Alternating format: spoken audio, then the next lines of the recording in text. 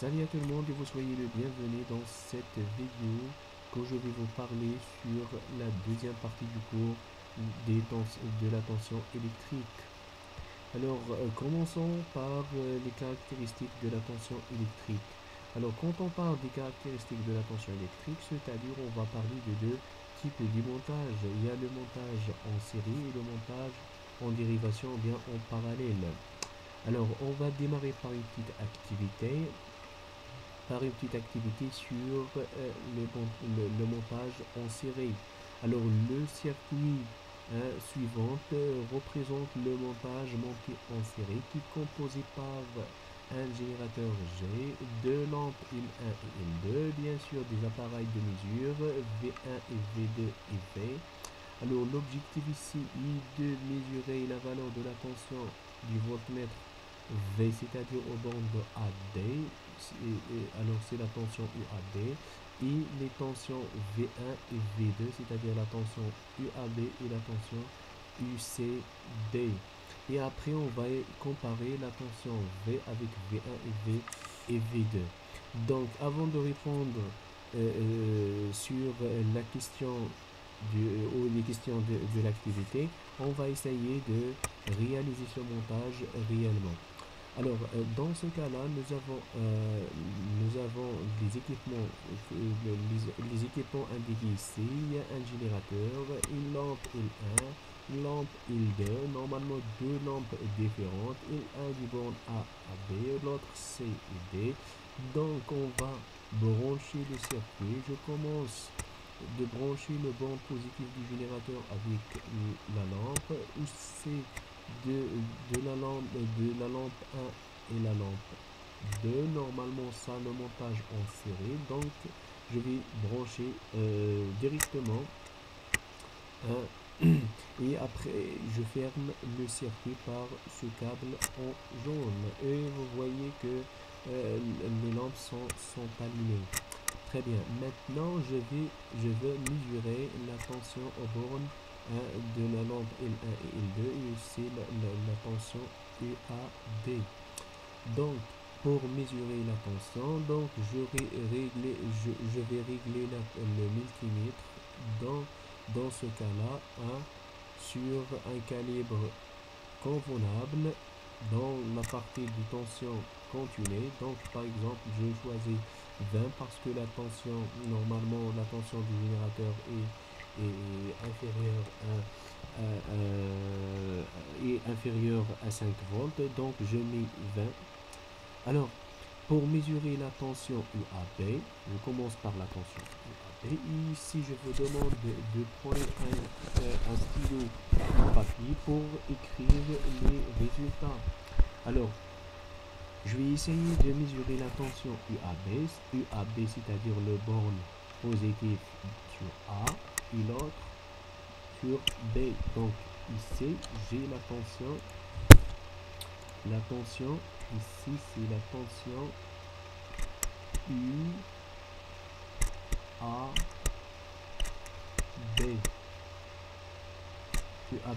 Alors la tension UAB est égale à 2,72 volts. Et après, on va essayer de mesurer la tension U, ça c'est la tension UCD. La tension UCD. Donc, la tension UCD, donc je mets ici le borne négatif et là le borne positif. Et vous voyez que UCD est égal à 1, voilà, c'est 1,96 volts. Très bien, il me reste maintenant de mesurer la tension UAD. Alors la tension UAD, c'est la tension aux bornes de A vers D. Alors ça c'est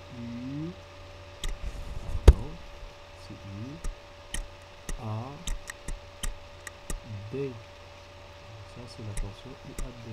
Alors la tension UAD est égale à 4,76. Maintenant, si je vous demande de comparer les valeurs pour la somme du UAB plus UCD, alors UAB plus UCD, c'est 2,72 plus 1,96. C'est exactement la somme est égale à 4,68 volts. Si vous voulez, la UAD est égale à UAB plus UCD.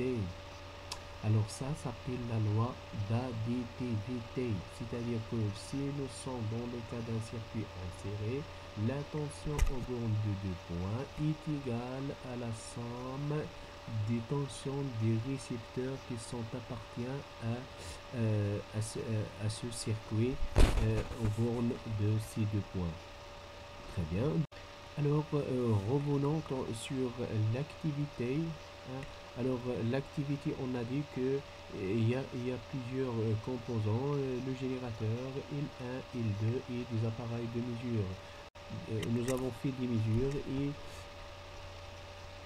et nous avons trouvé normalement UAB est égal à 1,62 volts, UCD est égal à 4,70, UAD est égal à 6,33 volts. Alors, la question, c'était de comparer la tension UAD,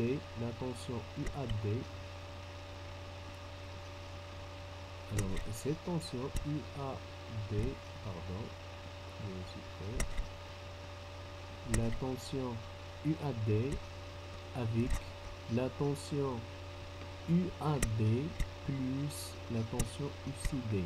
Alors là, nous avons UAB plus UCD est égal à presque 6,32. Alors 6,32 est presque égal à 6,33.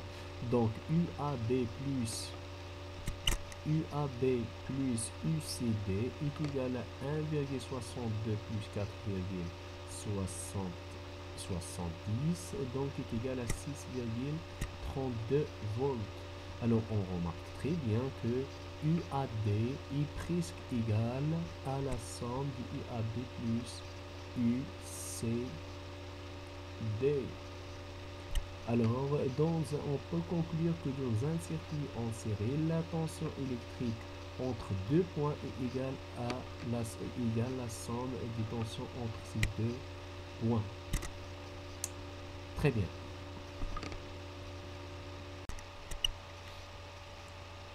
Alors, dans la deuxième partie de l'expérience, on va parler sur un circuit électrique monté en parallèle. Monté en parallèle, c'est-à-dire que tous les composants du circuit sont en parallèle. Alors, on réalise le circuit électrique en parallèle, suivant composé bien sûr du générateur, G, de 2 lampes L1 et L2 et 3 voltmètres. Alors, les voltmètres, normalement, leur but ici est de mesurer les tensions au bord des dipôles, c'est-à-dire du générateur de L1 et L2. Alors, avant de répondre à cette question, bien sûr, on va essayer de réaliser le circuit réellement. Alors, on va prendre ici 2 lampes L1 et L2 et un générateur. Donc, je commence à brancher la première lampe en parallèle avec le générateur. Voilà, normalement la lampe ça va t'allumer. Et il essaie de brancher L2 avec L1 en parallèle avec L1. Donc la lampe L2 aussi s'allume. Vous voyez ici que les deux lampes sont allumées. Maintenant on va mesurer la tension au bord de UL1, c'est-à-dire sur UCD. Alors la tension est égale à 4,68. Si je change pour mesurer la tension au bord de la lampe L2, aussi c'est 4,68. La tension au bord du générateur reste aussi constante. Alors on dit ici que la tension, lorsque le montage est monté en parallèle, les tensions sont égales, ne change pas. Voilà, donc revenons à l'activité. Alors ici, nous avons UPN est égal à 6,32, UAB est aussi égal à 6,32, UCD égal à 6,32. C'est-à-dire que si on veut comparer UPN avec UAB et UCD, on peut déduire que la propriété de la tension électrique dans un circuit en parallèle. Bien sûr, on remarque très bien que les tensions UPN et UAB et UCD sont égaux. Donc, on dit que dans un circuit en parallèle, les tensions électriques sont égales pour les appareils branchés en parallèle.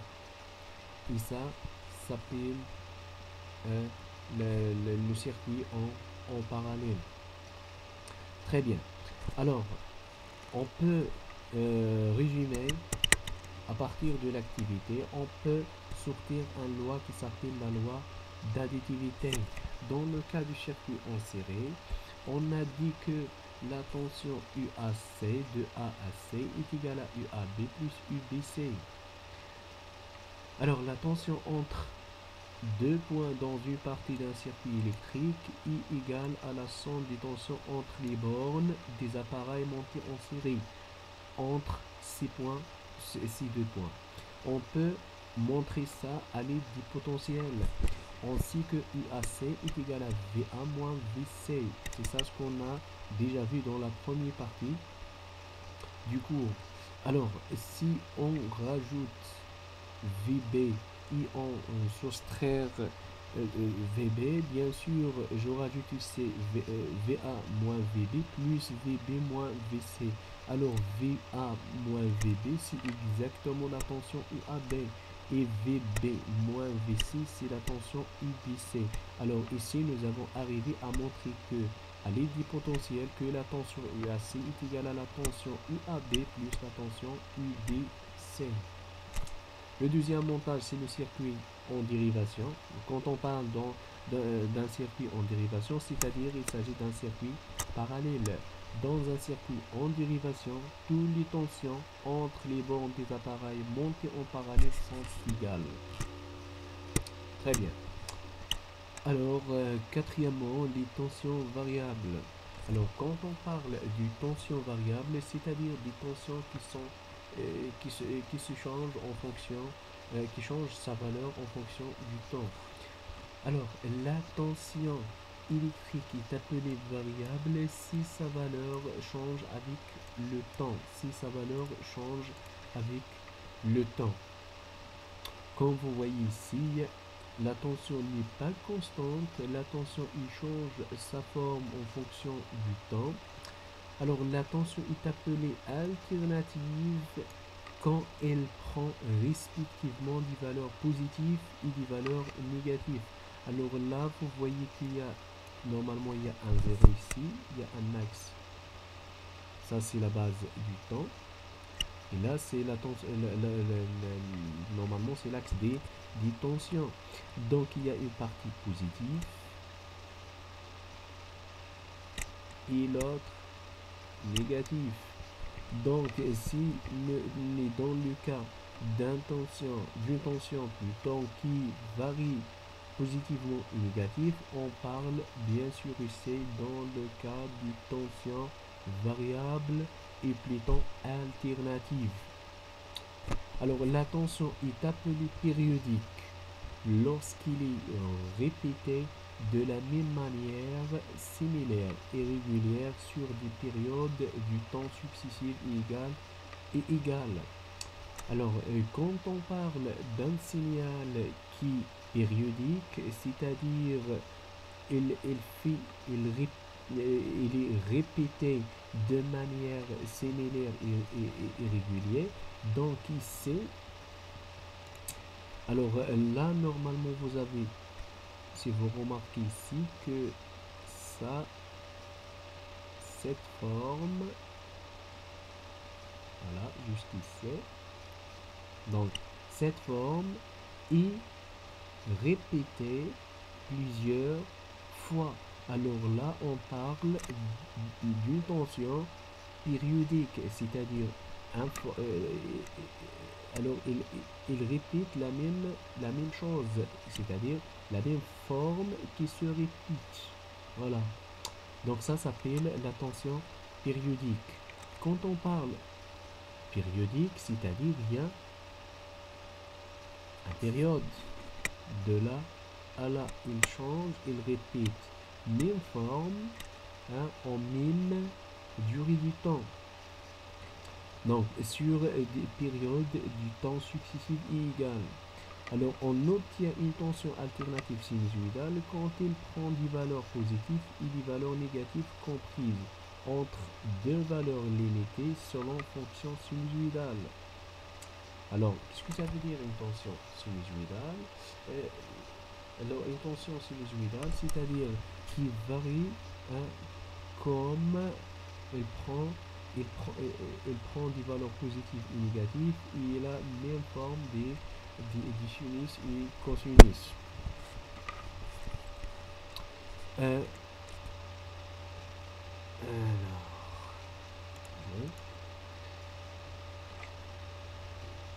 voilà, voilà. Alors, on obtient la tension alternative sinusoïdale entre les bandes du générateur GBF. GBF, c'est un générateur de basse fréquence, ce générateur-là. Alors, ce générateur permet de délivrer une tension alternative ou sinusoïdale. Alors, je supprime les commentaires que j'ai fait. Alors, la tension périodique est caractérisée par. Alors, quand on parle d'une tension, quand on parle d'une tension alternative, c'est-à-dire qu'il y a des caractéristiques. Les caractéristiques sont des grandeurs physiques. Alors, parmi ces grandeurs, il y a la période.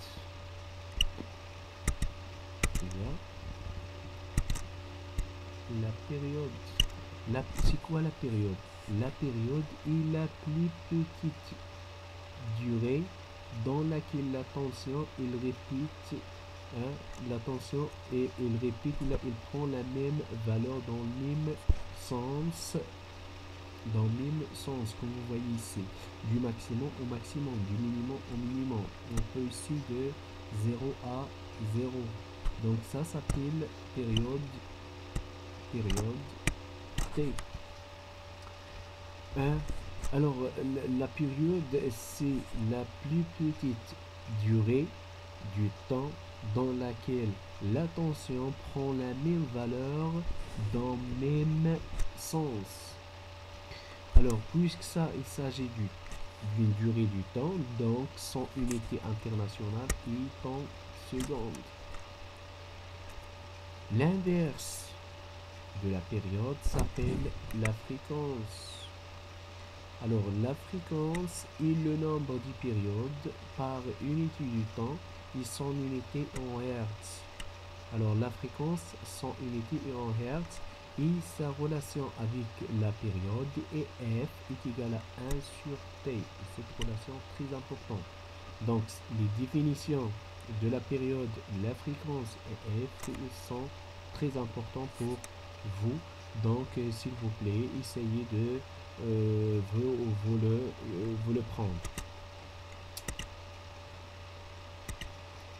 Alors, la tension maximale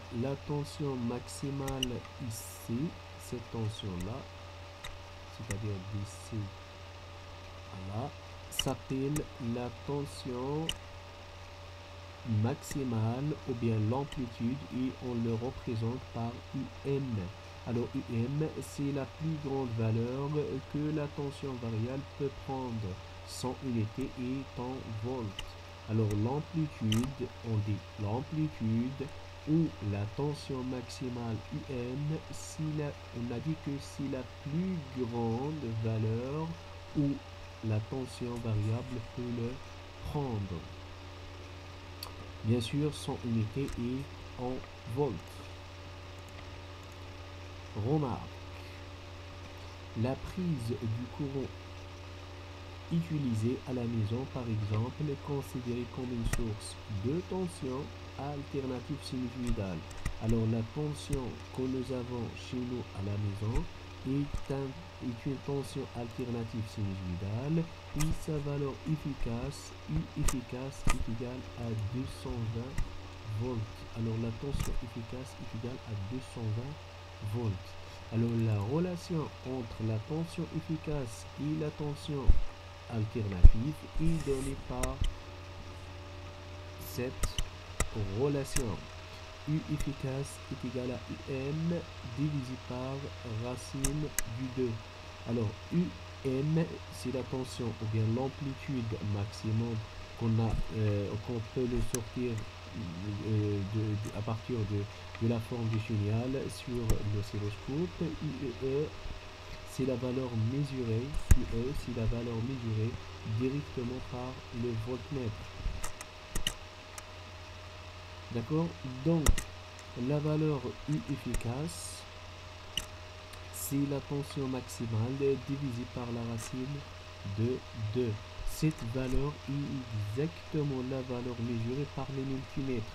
Quand on mesure une valeur à l'aide d'un voltmètre, cette valeur, c'est une valeur, c'est une valeur efficace de la tension mesurée. Par contre, à l'aide d'un oscilloscope, on mesure l'amplitude, c'est la tension maximale. Très bien. Alors, on va parler de l'oscilloscope et on va parler aussi de comment on peut, déterminer ou sortir la période et la fréquence d'un signal ou d'une tension alternative. Donc, avant de lire ça, on va avoir sur une expérience réelle sur l'oscilloscope qu'on a déjà vu dans la première partie.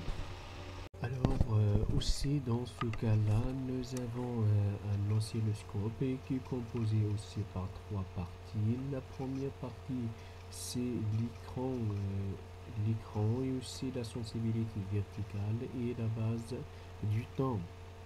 Prenons le cas par exemple, on va réguler la fréquence sur 500 Hz et l'amplitude sur 6 volts.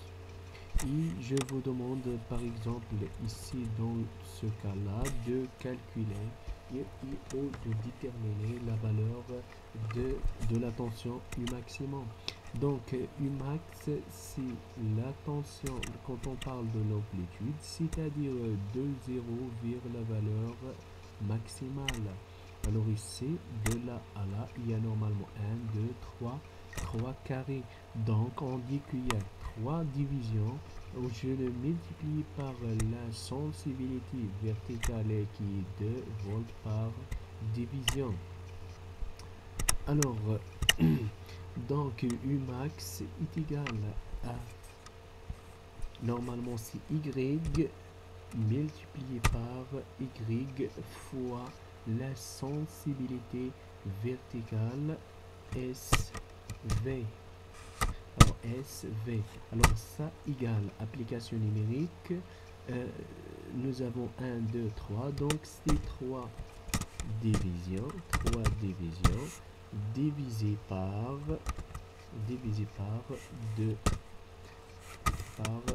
2, normalement 2 volts par div.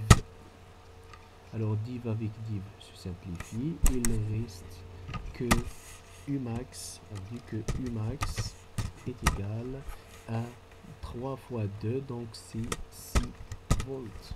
Alors cette valeur-là, c'est exactement la valeur indiquée ici ou la valeur choisie pour l'amplitude. Très bien.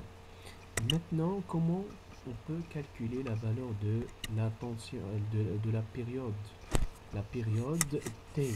Alors, on sait que T est égal.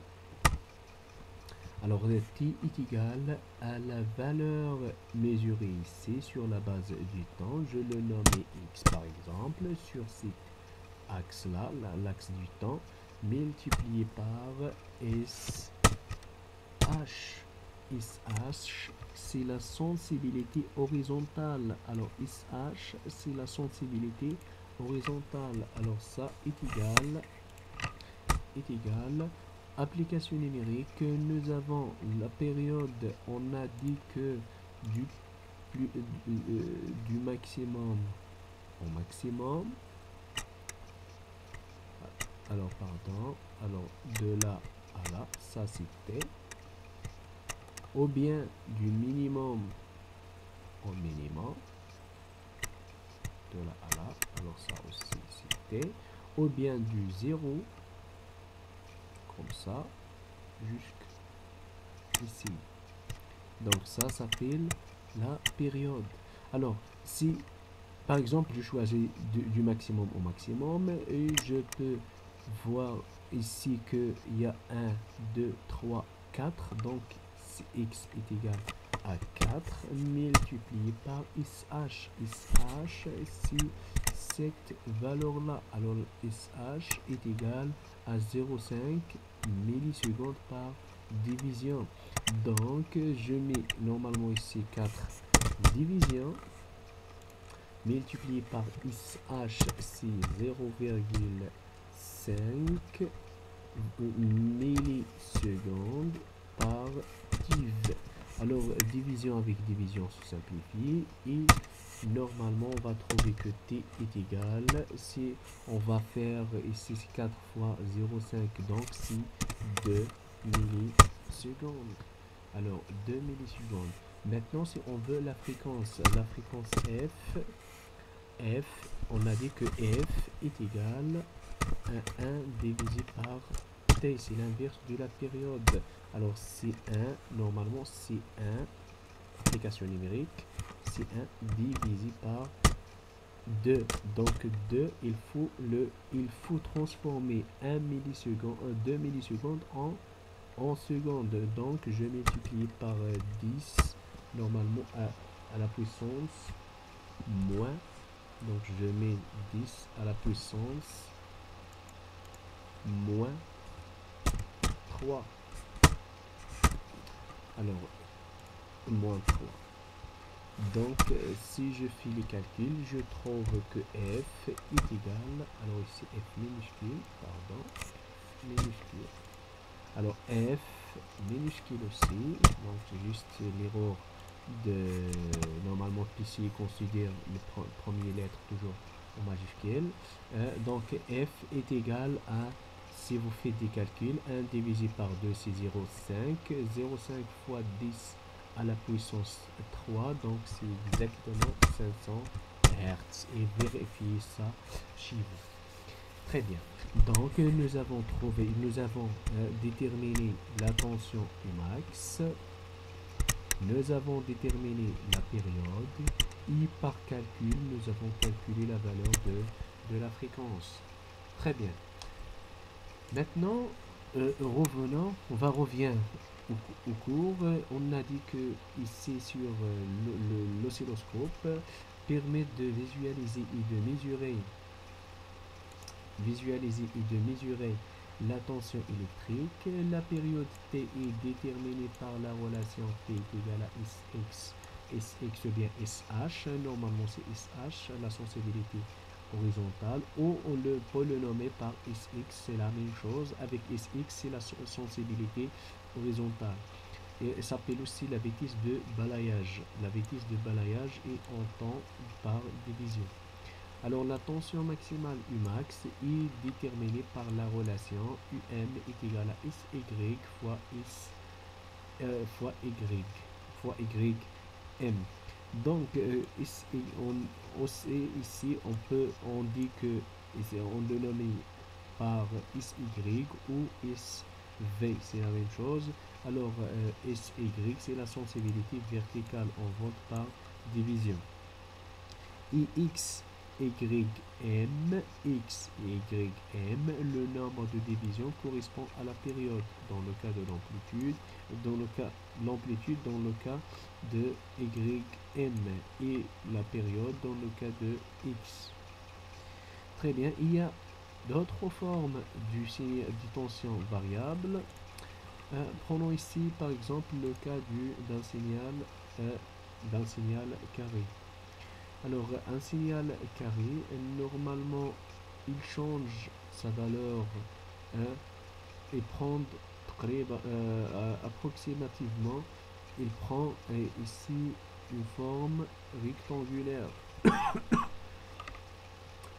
Pardon, et aussi il y a une autre forme qui s'appelle triangle. Si on veut la période, toujours dans ce cas-là, par exemple du triangulaire, la période si du maximum au maximum, bien du 0 à 0, bien du minimum au minimum.